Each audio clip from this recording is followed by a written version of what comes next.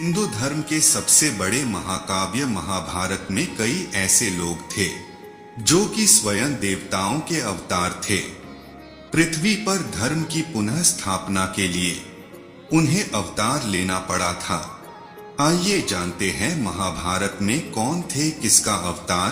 तो नमस्कार दोस्तों, आप देख रहे हैं दी एंड जर्नी। चैनल पर पहली बार आए हैं तो चैनल को सब्सक्राइब करें और बेल आइकन दबाना बिल्कुल न भूलें। वीडियो अच्छी लगी तो वीडियो को लाइक करें, शेयर करें और कमेंट बॉक्स में जय श्री कृष्णा लिखना बिल्कुल ना भूलें। तो चलिए कहानी के ओर चलते हैं। सबसे पहले जानते हैं कि भगवान श्री कृष्ण किसके अवतार थे। वे भगवान विष्णु या नारायण के 8वें अवतार थे। 64 कला और अष्ट सिद्धियों के पूर्ण श्री कृष्ण को भगवान विष्णु का अवतार माना जाता है। माना जाता है कि वे अपने पिछले जन्म में मनु थे। उनका जन्म मथुरा में यादव वंश के देवकी और उनके पति वासुदेव से हुआ था।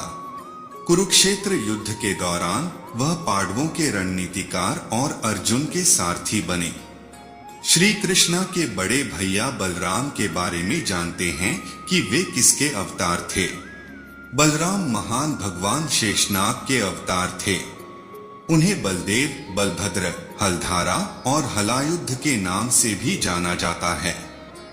वह वासुदेव और रोहिणी के पुत्र थे। उन्हें एक अत्यंत शक्तिशाली योद्धा के रूप में वर्णित किया गया है। उन्होंने कौरवों के दुर्योधन और पांडवों के भीम दोनों को गदा से लड़ने की कला सिखाई।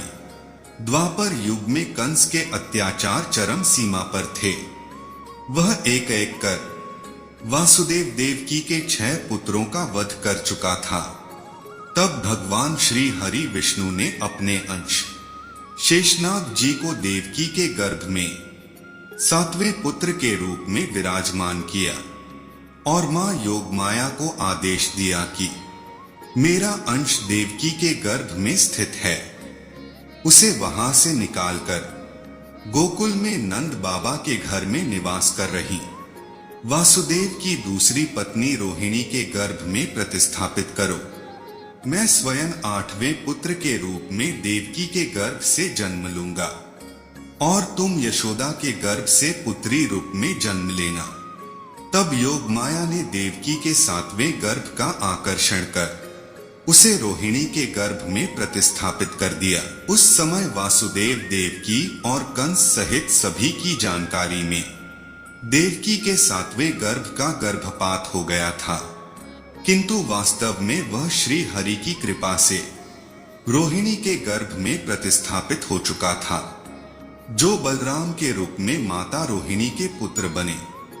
इस तरह रोहिणी के गर्भ से भाद्रपद मास की कृष्ण पक्ष की षष्ठी तिथि को यदुकुल के चंद्र वंश में बलराम जी का जन्म हुआ।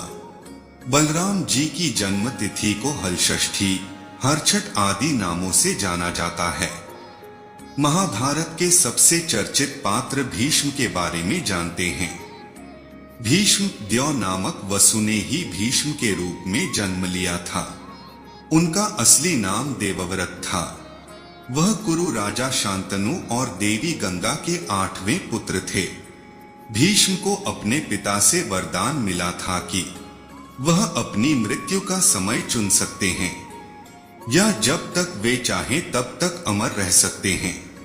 वह अपने सौतेले भाई विचित्रवीर्य सत्यवती के पुत्र के माध्यम से पांडवों और कौरवों दोनों से संबंधित थे। वह सर्वश्रेष्ठ धनुर्धारियों में से एक थे और अपने समय के महानतम योद्धाओं में से एक थे और उन्हें भगवान परशुराम द्वारा प्रशिक्षित किया गया था। एक अवसर पर उन्होंने परशुराम को कड़ी टक्कर दी। किसी क्षत्रिय ने यह उपलब्धि हासिल नहीं की है अभी तक। अर्जुन को पार्थ के नाम से भी जाना जाता है और धनंजय महाभारत का एक पात्र है। अर्जुन कुरु साम्राज्य में कुंती के और इंद्र के पुत्र थे। वह पांडव भाइयों में तीसरे थे और अलग अलग समय में द्रौपदी, उलूपी, चित्रांगदा और सुभद्रा से उनका विवाह हुआ था। उनके 4 बच्चों में इरावन, बभ्रुवाहन, अभिमन्यु और श्रुतकर्मा शामिल थे। अर्जुन अतिमहारथी वर्ग के योद्धा थे।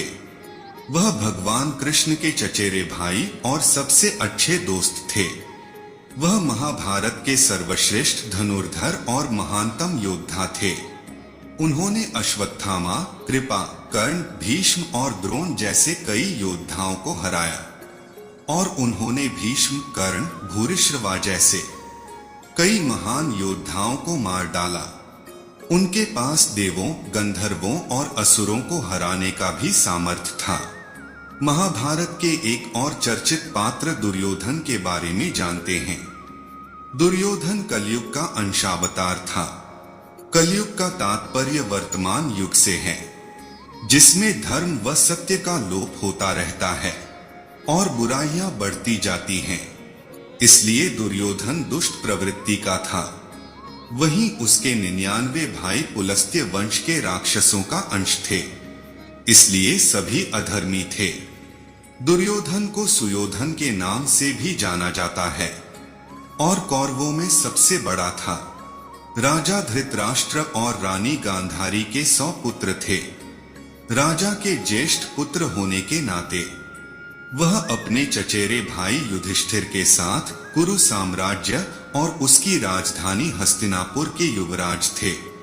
विदुर के रूप में ऋषि मंडव्य के श्राप के अनुसार यमराज को ही जन्म लेना पड़ा था। विदुर को कुरु साम्राज्य के प्रधानमंत्री और पांडवों एवं कौरवों के चाचा के रूप में वर्णित किया गया है।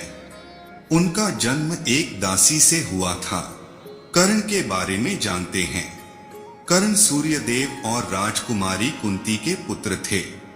उनका पालन पोषण राधा और अधिरथ नाम के पालक सूत माता पिता ने किया था। अधिरथ राजा धृतराष्ट्र के लिए काम करने वाले सारथी और कवि थे। कर्ण एक निपुण योद्धा, एक प्रतिभाशाली वक्ता के रूप में बड़ा होता है और दुर्योधन का एक वफादार दोस्त बन जाता है। उन्हें दुर्योधन द्वारा अंक का राजा नियुक्त किया गया है। कर्ण कुरुक्षेत्र युद्ध में दुर्योधन के पक्ष में शामिल हो गए और भीम, युधिष्ठिर, नकुल, सहदेव, भगदत्त, जरासंध, घटोत्कच जैसे कई योद्धाओं को हराया। नकुल व सहदेव ये 33 देवताओं में से 2 अश्विनी कुमारों के अंश से उत्पन्न हुए थे। ये 2 अश्विनी कुमार थे नासत्य और दस्त्र। सहदेव त्रिकालदर्शी थे। उन्होंने महाभारत युद्ध के होने और इसके परिणाम की घटनाओं को पहले से ही जान लिए थे, लेकिन श्री कृष्ण भगवान उन्हें इस घटना को किसी से बताने से मना कर दिए थे। भीम महाराज पांडु की दूसरी संतान थे। वह पांडु और कुंती के पुत्र और वायुदेव के भी पुत्र थे, क्योंकि उन्हें वायुदेव के आशीर्वाद से ही भीम प्राप्त हुए थे। शारीरिक रूप से भीम हनुमान और बलराम के बाद पृथ्वी पर सबसे शक्तिशाली व्यक्ति थे। भीम ने बकासुर, हिडिंबासुर, किरमिरा, जटासुर आदि सहित राक्षसों को मार डाला। भीम ने भयानक योद्धा जरासंध को हराया और मार डाला। भीम ने क्रोधवंश, राक्षस मणिमान और कीचक को भी मार डाला। कुरुक्षेत्र युद्ध में भीम ने अकेले ही 100 कौरव भाइयों को मार डाला था। उन्हें लगभग 10,000 हाथियों की शारीरिक शक्ति माना जाता था। भीम एक अजेय पहलवान और अजेय गदा सेनानी थे। अभिमन्यु भगवान चंद्रदेव के पुत्र वर्चा के अवतार थे। जब द्वापर युग की शुरुआत हो रही थी, तब सभी भगवानों को पहले से ही महाभारत के युद्ध में योगदान देने के लिए भगवान विष्णु ने कहा था, जिसमें से सभी देवताओं ने अपना योगदान देने को स्वीकार किया, परंतु चंद्रदेव ने पृथ्वी लोक पर अवतार लेने से मना कर दिया। जिसके बाद सभी देवताओं के आग्रह करने पर उन्होंने अपने सबसे प्रिय पुत्र वर्चा को पृथ्वी लोक पर भेजने के लिए सहमत हो गए। लेकिन उन्होंने सभी देवताओं से यह शर्त भी रखी कि उनका पुत्र 16 वर्ष का होते ही वह चंद्रदेव के पास वापस आ जाएगा और उसे संसार में लोग सबसे बड़ा महारथी और पराक्रमी योद्धा के रूप में जानेंगे। जिसके बाद सभी देवताओं ने भी सहमति जताई और फिर हुआ भी वही अभिमन्यु जो कि वर्चा का अवतार थे। सिर्फ 16 वर्ष की आयु में वीरगति को प्राप्त हुए। अभिमन्यु तीसरे पांडव राजकुमार अर्जुन और यादव राजकुमारी सुभद्रा के पुत्र थे। वह अपने मामा कृष्ण और बलराम के शिष्य थे। कुरुक्षेत्र युद्ध के 13वें दिन उनकी बेवजह हत्या कर दी गई थी।